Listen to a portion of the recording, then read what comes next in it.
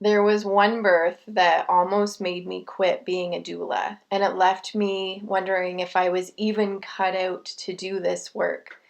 It has to do with interactions with hospital staff, and so by the end of this video, I will provide tips to help you build wonderful relationships with nurses, doctors, and midwives that you work with.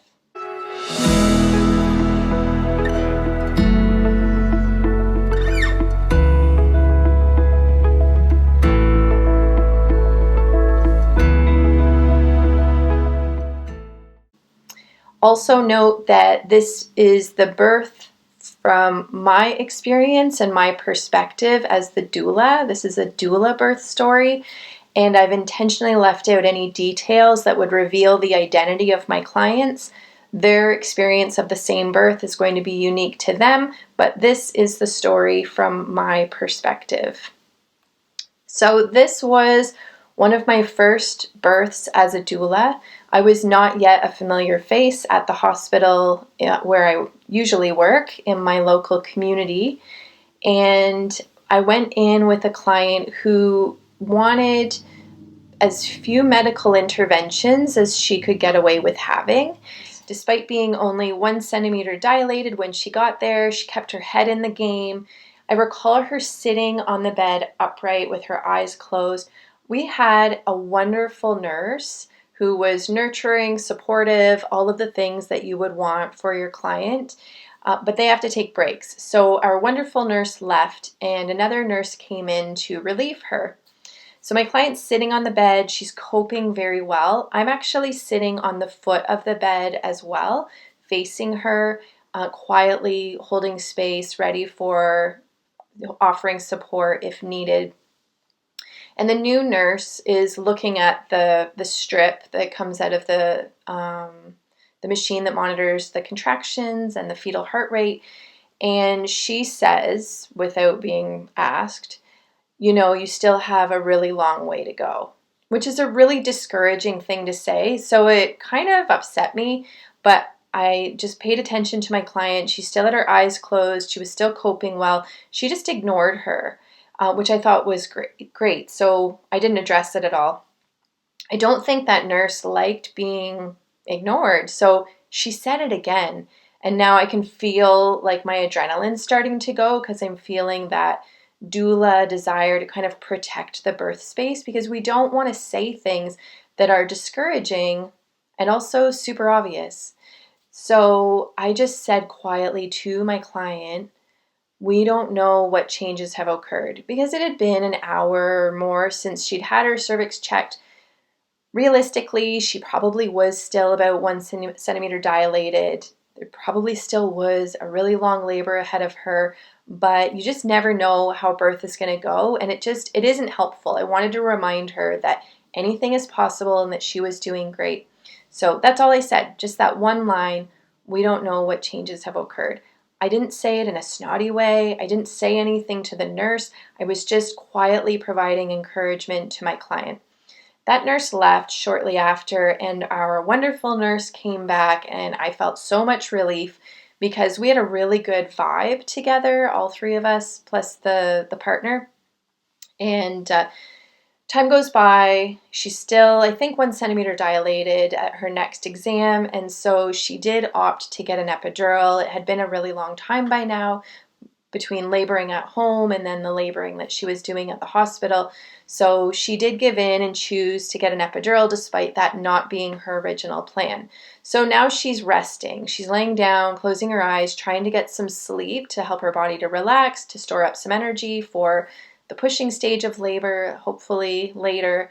And so I'm sitting in a rocking chair in the room, just quietly holding space, being present.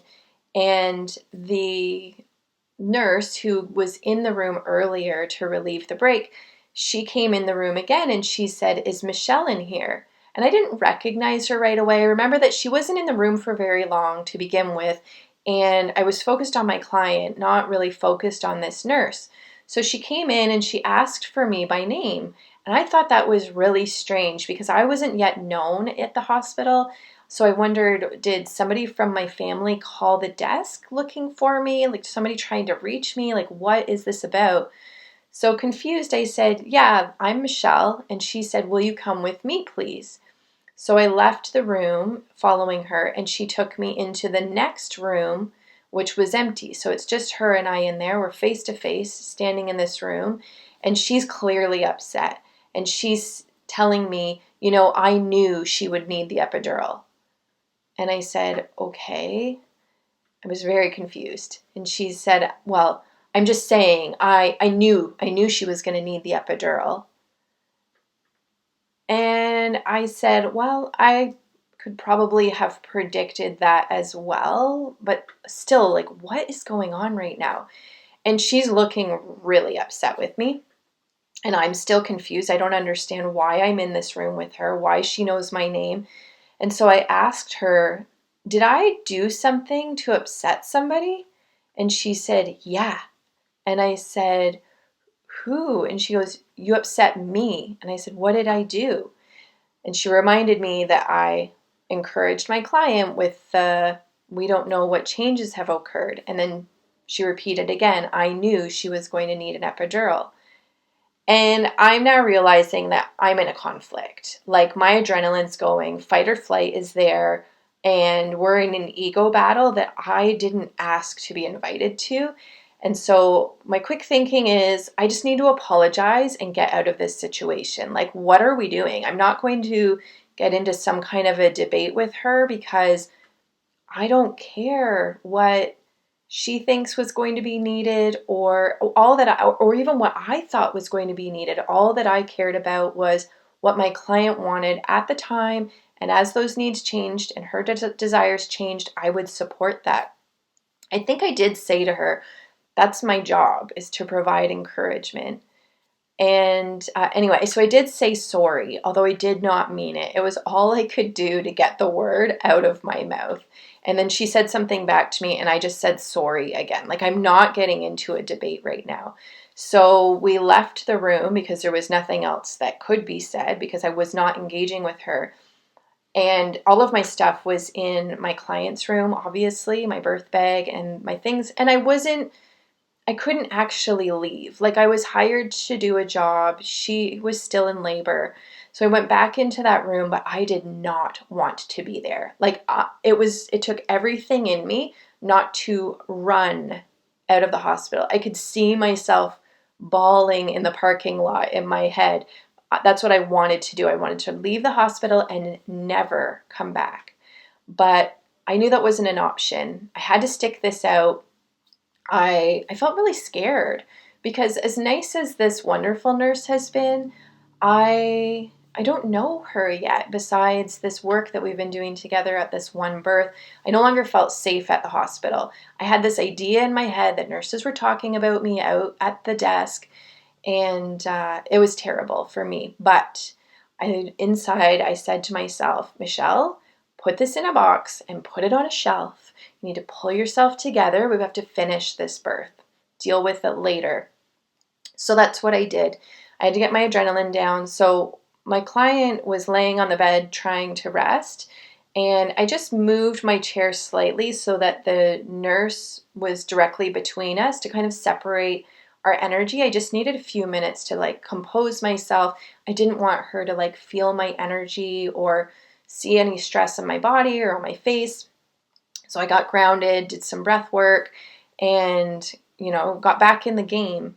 And the birth, she did end up needing a lot of interventions. I don't remember all of the details, but I remember thinking after the baby was born vaginally, it was a very difficult pushing stage.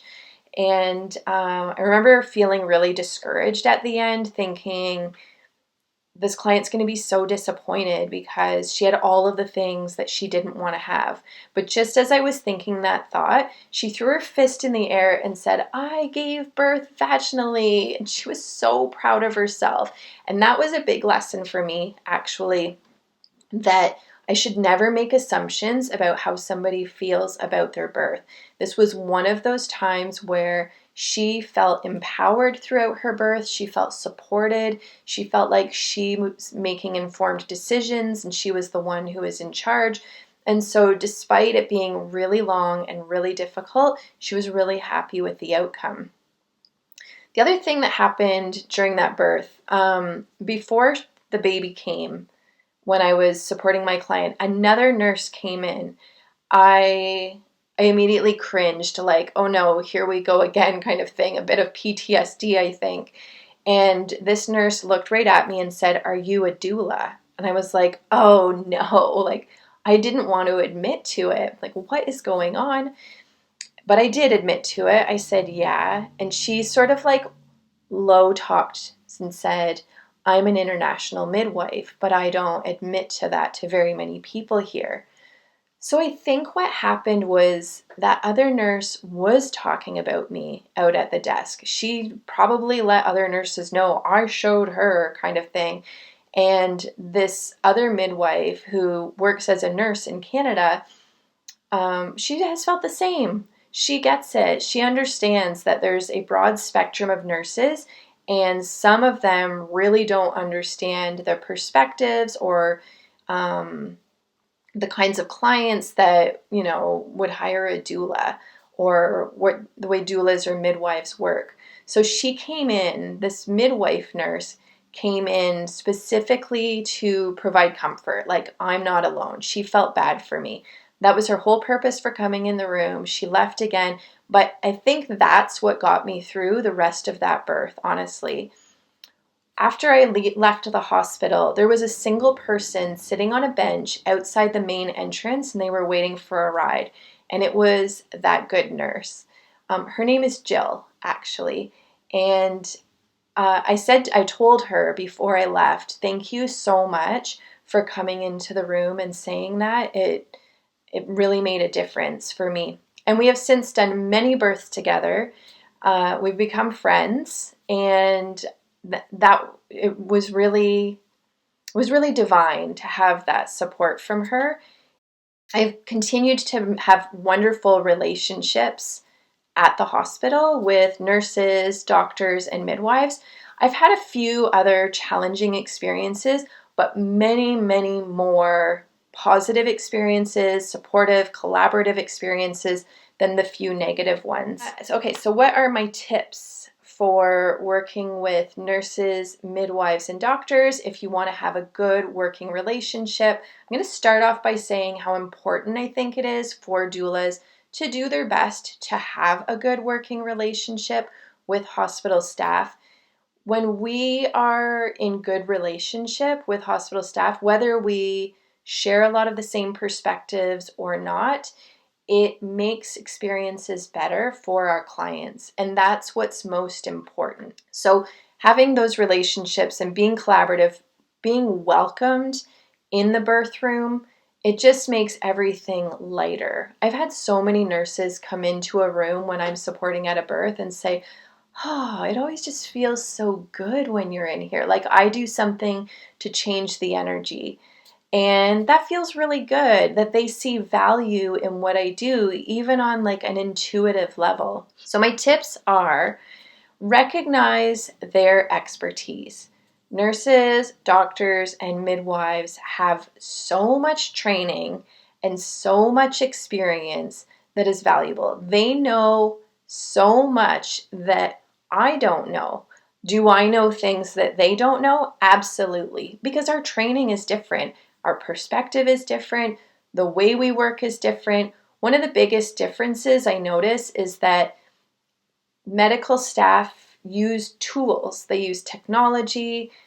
They measure things. They listen to things, So like they use Dopplers, or they might like check a cervix for dilation. We as doulas, we don't have access to those things, and it would be inappropriate for us to use or do those things. It's outside of our scope. So we rely on other senses. I can usually get a good gauge on how dilated somebody is or what stage of labor they're in by the way they sound, by their body posture, obviously by the length and duration and the strength of their contractions, even the smell. I've said I can smell 7 centimeters, and we develop those extra senses about birth by not having access to technology. When we're alone with clients who are laboring at home before they go to the hospital or before their midwives arrive, we're really forced to tap into those extra senses. And so we do have a different sense or a different wisdom about birth.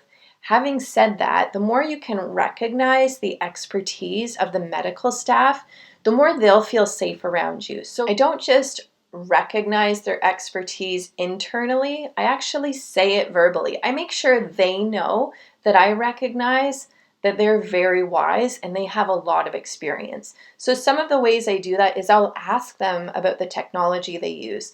Sometimes I might already know the answer, but asking new nurses about the things in the room, such as the fetal heart monitor or why they do something in a genuinely curious way, gives them an opportunity to teach and shows them that I appreciate and honor their wisdom and their knowledge.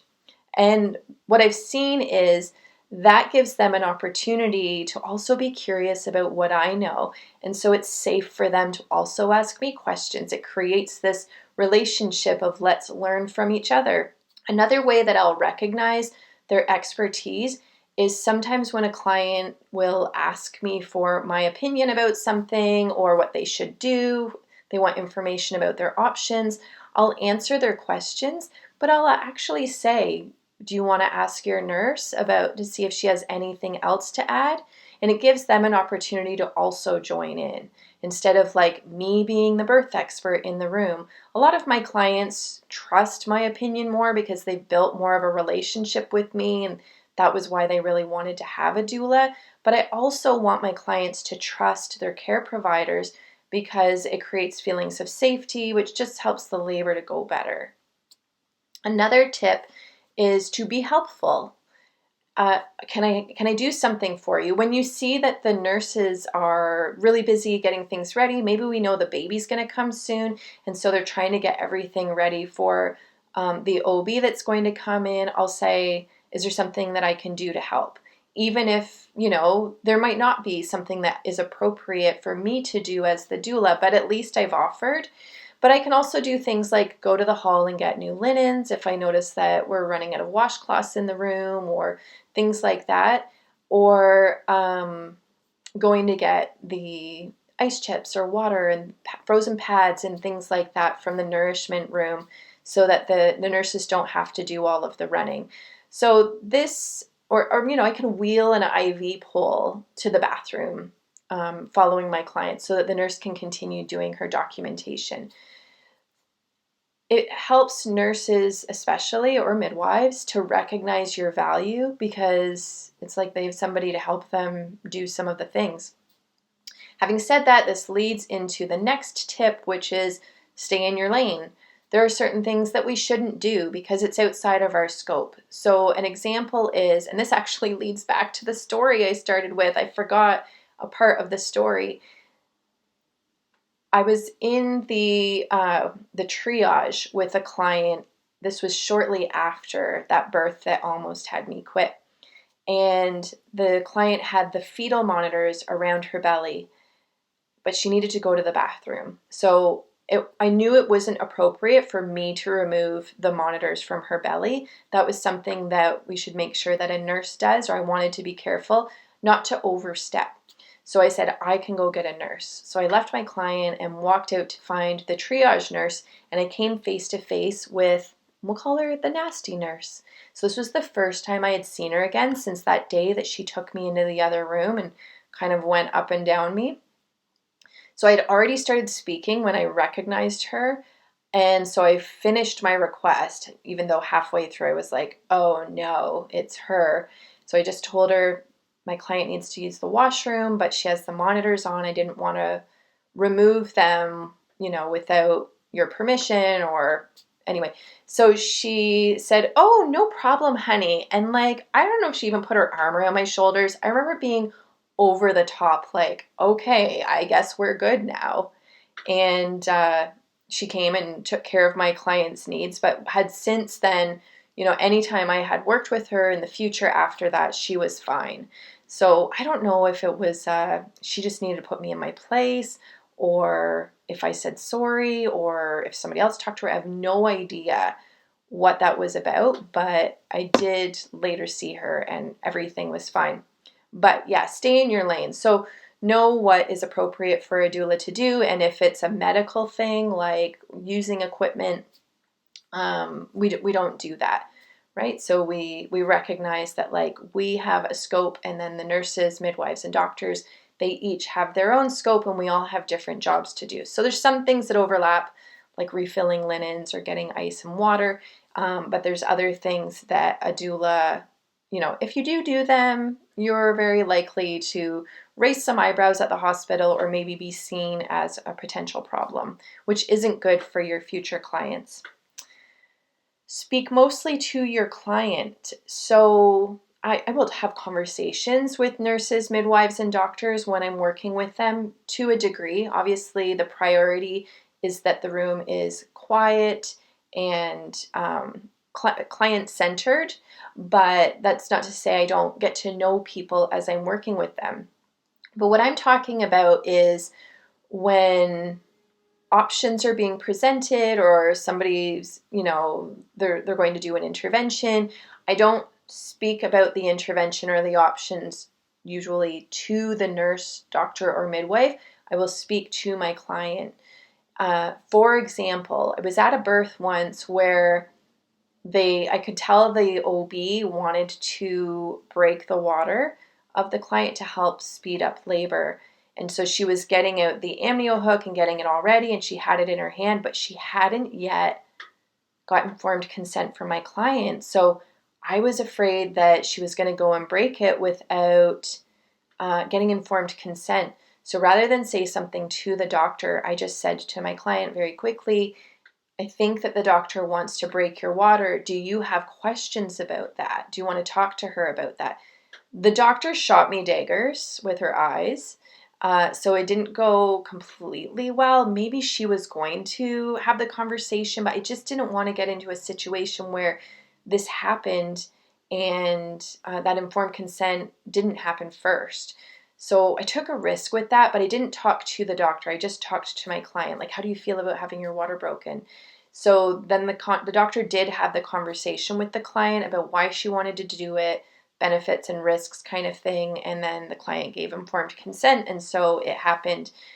So that was a bit messy, but those things can happen. I've definitely seen doctors just do something automatically without getting informed consent first. I think so many of their patients don't care that much about informed consent because they don't know that it's a thing. They just think you go to the hospital, the doctor does only what they need to do, and you have a baby somehow, So it changed the relationship with that OB. I did notice that as time went on, that OB got really good at talking to my clients about what they wanted for their birth. There was one birth specifically where the OB pulled up a stool, sat down, looked my client in the eye and said, "Tell me what you want for your birth." And I remember being stunned, and the nurse in the room also looked shocked. We looked at each other like, who is this? Because this was new with that doctor specifically. But it's a great example of how we learn from each other and the dynamic changes. And so I think that I had a role in that doctor evolving, and she certainly had an impact on me at many births that we've worked together at as well. You can ask your client questions in front of their healthcare team. So sometimes that's a way sometimes to communicate the things that were important to our client so that the healthcare providers can hear it. So we can ask them, you had previously told me that you didn't want coaching when you were pushing. Is that still important to you? So then we're having that conversation again, but in earshot of the healthcare provider as a way of reminding them of what the client's wishes were. Don't take anything personally. So we're there to do a job and we want to be liked, but really what it comes down to and what matters most is that, number one, the client has a positive birth experience, that they felt empowered and informed and supported, even if the birth doesn't go the way that they originally wanted it to go.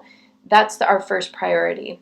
Second priority is that our clients feel well supported by us and hopefully they continue to feel like they have a good relationship with us. What anybody else thinks of us has less importance, but like I said, it does matter because we have to go back into these settings with these same people, with other clients. So we do want to be liked, we do want to be welcomed, but we have to learn not to respond with ego. So if something offends us, try to let things go, process it somewhere else. We're working with people who have very different experiences than us, very different training, very different perspectives about birth. And so it's only natural that to some of them, we're going to seem very alien. So let the natural evolution happen over time, and it takes a while to build trust, but it's well worth it. Nurture the relationship between the client and the hospital staff. So when we go in, usually our clients already really love us. They've had time to get to know us through prenatal visits and any support that we provided during the pregnancy. So it's a love fest most of the time. It's a really intimate relationship that I really love about being a doula. But I also want to build trust and safety and all of those good love feelings between the client and the other staff as well. So there's little things that I do to help encourage those relationships too. A nurse also wants to be really liked by our clients.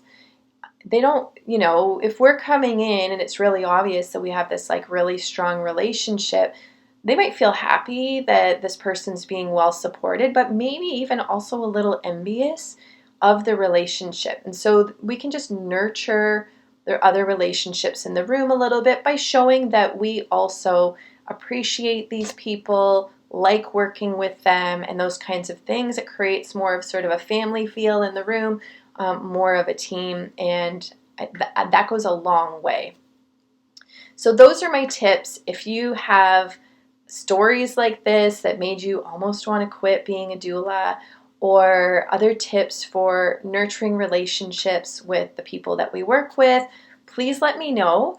And if you're thinking about becoming a doula, or if you've ever had a moment of doubt in your doula work, know this: you too can have amazing experiences, not just with the families that you'll support, but also with the other professionals that you'll work with.